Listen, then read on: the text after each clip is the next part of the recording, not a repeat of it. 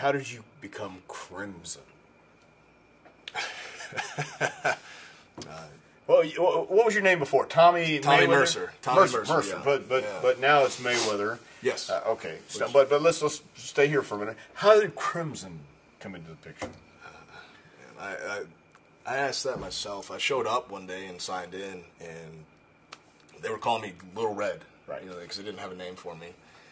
And one of the agents was like, "Hey, have you seen your name yet? They got a name for you." I said, "Oh, really? What is it?" And he didn't want to tell me. So right from that, I knew right away. I'm like, "Oh shit, okay." At least it wasn't Zip. Yeah. Oh, I was a huge fan of the Body Donuts. Oh God, there we go. All right. But he's like, "You're just gonna have to go look for yourself." And I said, "Okay." And I saw the sheet and I looked over. It said Crimson, and I was like, my serious thought was, seriously, like that's the best they could come up with. Like, did they just write a bunch of shades of red, put them in a hat, and draw one out? You'd be surprised. You'd be surprised. Go ahead. Yeah. But at first I hated it.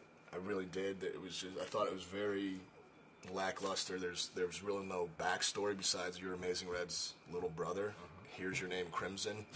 Yeah. Good luck. Yes. And I hated the name, but eventually I didn't really get accustomed to it and embrace it till, you know, after my initial run in TNA, when I was on the indies, kind of doing things, experimenting with things and seeing what worked, and that's when I kind of really embraced the name Crimson, which is funny now because they took that away from me, and now they're using my real name. So, and my best friend and his family, they were all Army. Yes. You know, so I heard Army was the best. That's what they talk about. Army is the best. So that's the first recruiter I went and talked to. Yeah. And man, they made it seem like it was Disneyland. And was it Disneyland? Let me ask you that, man. Where were you stationed?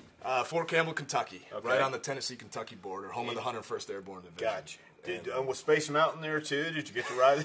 Tell me about your first experience, man. We got to Fort Campbell and said, "Wow, wait a minute." I got to Fort Campbell. You spend about a week or so in this reception, basically where they're kind of getting you in the system, and then they'll send you on to your particular unit.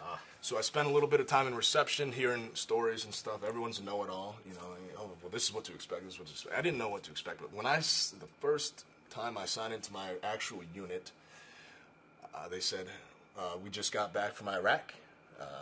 We're going to spend some time in the field, which is training to go back to Iraq, and then we're scheduled to go back in about 4 months, so get ready."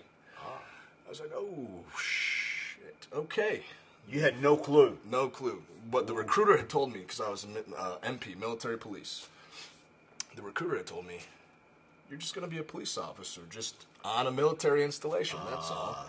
So you won't have to worry about all that stuff. You probably won't even deploy, not a big deal, don't worry about it."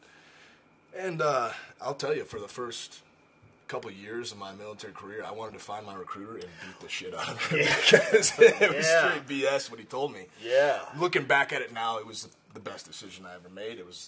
If I didn't go to the military and didn't do what I did there, I would be back in that little suburb of Cleveland, Ohio, doing nothing with my life, and it made me the man I am today. So I'm thankful I did go.